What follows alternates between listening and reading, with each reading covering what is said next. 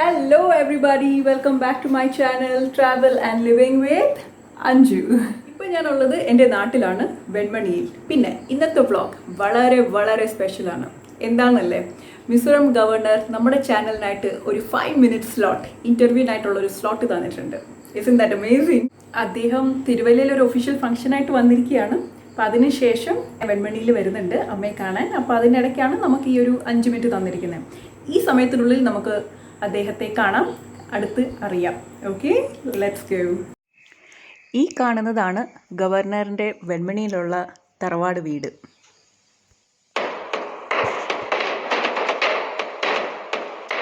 കേരള പോലീസിൻ്റെ ടീമും സന്ദർശകരും നമ്മളും എല്ലാം ഗവർണറിൻ്റെ വരവ് നോക്കി നിൽക്കുകയാണ്.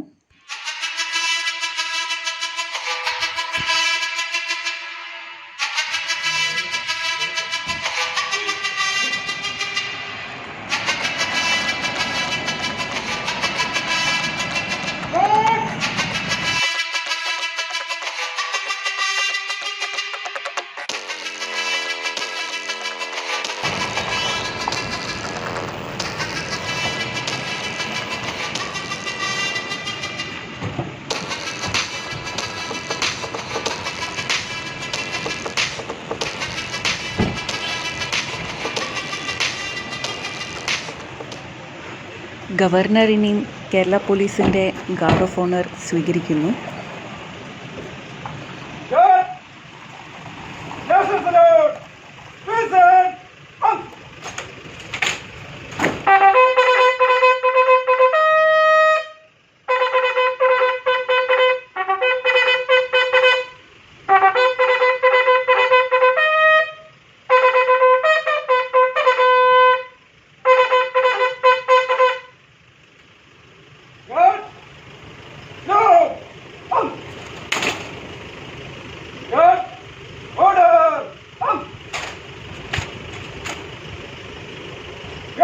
Ready for inspection. Good. No. Sentry stand boss. Reminders to the cargo. Miss. Governor തന്നെ കാത്തുനിന്ന സന്ദർശകരുമായി സൗഹൃദം പങ്കുവയ്ക്കുന്നു.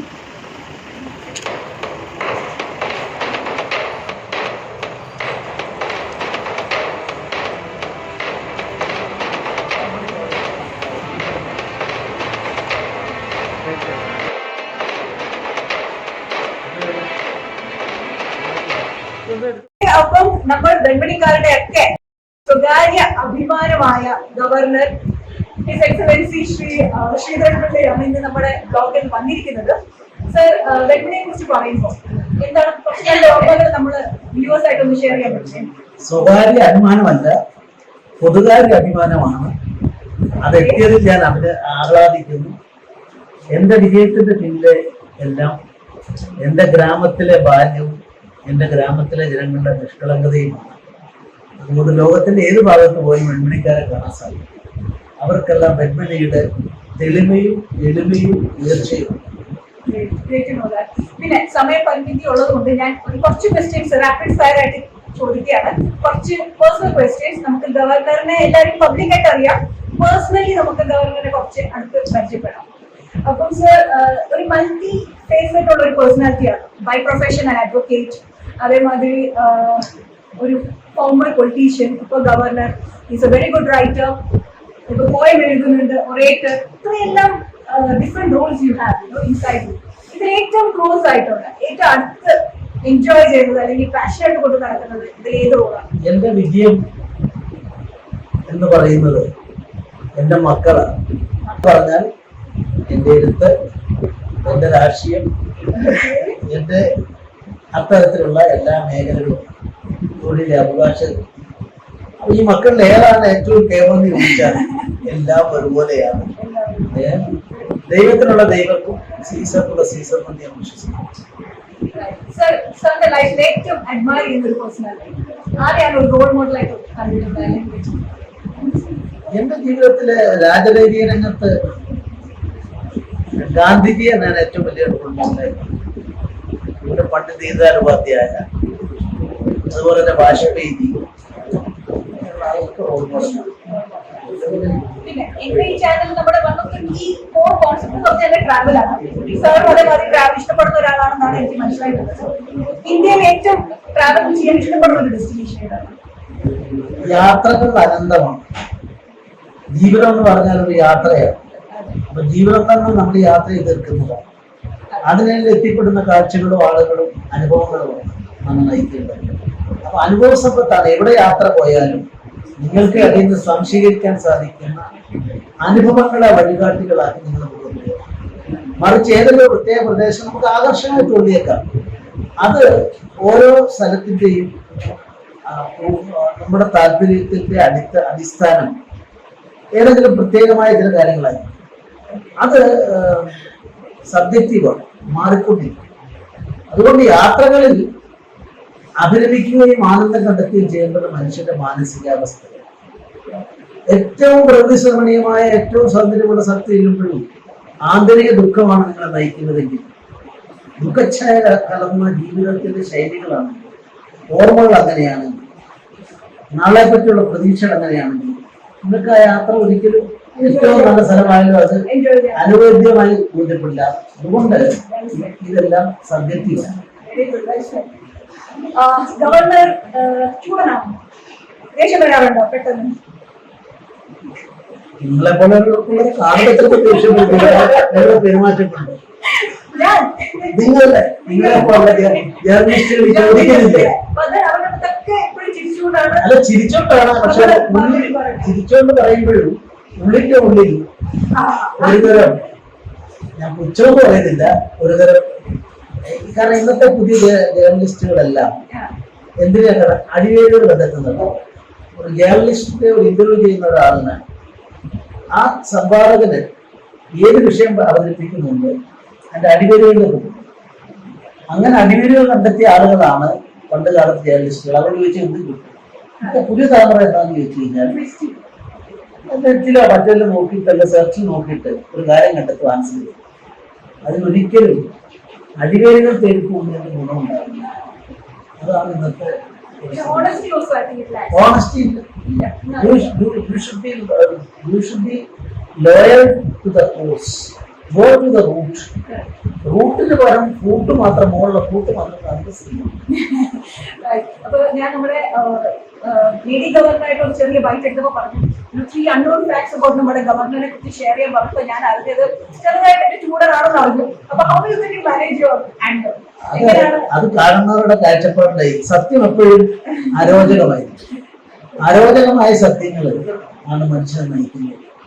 അപ്പൊ അങ്ങനെ വരുന്ന സമയത്ത് സത്യത്തോടുള്ള പ്രതിബദ്ധതയാണ് വേണ്ടത്. സത്യമാണ് ഈശ്വരൻ, ട്രൂത്ത് ഈസ് ഗോഡ് എന്ന് പറയുന്ന ആപ്തവാക്യമുള്ള ഒരു ആശയമാണ്.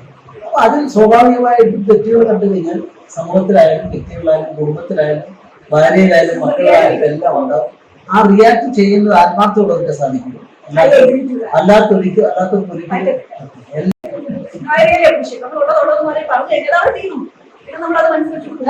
ആരോടും ഇല്ല. ഒരു തെറ്റ് പറഞ്ഞാൽ ഞാൻ ഒരാളോടും ശാശ്വതമായി വിരോധം തീർക്കുകയാണ്.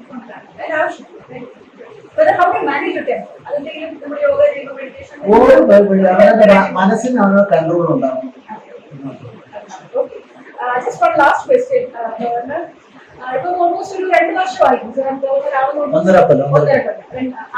ഈ 1.5 വർഷത്തിനുള്ളിൽ മനസ്സിന് നല്ല സാറ്റിസ്ഫാക്ഷൻ കിട്ടുന്നുണ്ടെങ്കിൽ ഒരു ആക്ഷൻ ചെയ്തതായിട്ട് അവർക്ക് ആൾക്കാർക്ക് ചെയ്തതായിട്ട് ഒട്ടേറെ I don't want to meet my own transactions. അതാണ് ഞാനല്ല, എന്നെ പറ്റി വിലയിരുത്തുന്ന ഞാനല്ല, മറ്റാളുകളാണ്. 2019 മിസോറാമിലെ ജനങ്ങൾ ഒന്നടങ്കം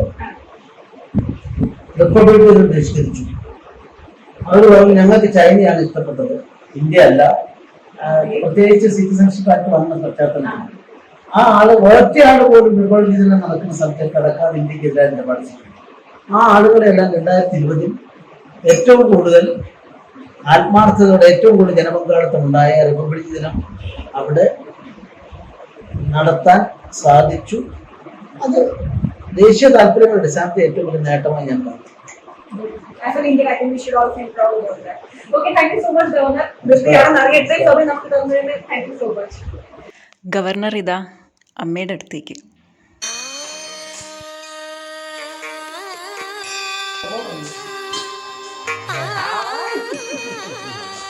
എന്തുണ്ടായി എഴുന്നേറ്റ്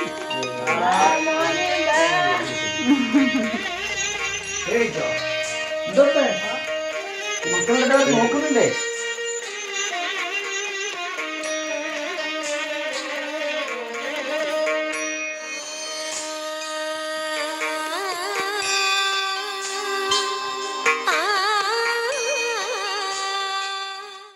ചോദ്യങ്ങളോട് വളരെ തന്മയത്വത്തോടെ പ്രതികരിക്കുന്ന ഒരാളാണ് നമ്മുടെ ഗവർണർ.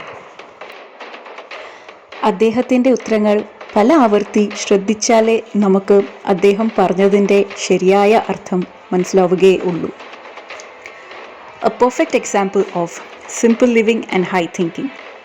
അപ്പോൾ എല്ലാവർക്കും ഈ വ്ളോഗ് ഇഷ്ടപ്പെട്ടെന്ന് വിചാരിക്കുന്നു. വ്ളോഗ് ഇഷ്ടപ്പെട്ടിട്ടുണ്ടെങ്കിൽ എൻ്റെ ചാനൽ സബ്സ്ക്രൈബ് ചെയ്യുക, വീഡിയോ ലൈക്ക് ചെയ്യാൻ മറക്കരുത്. Thank you so much.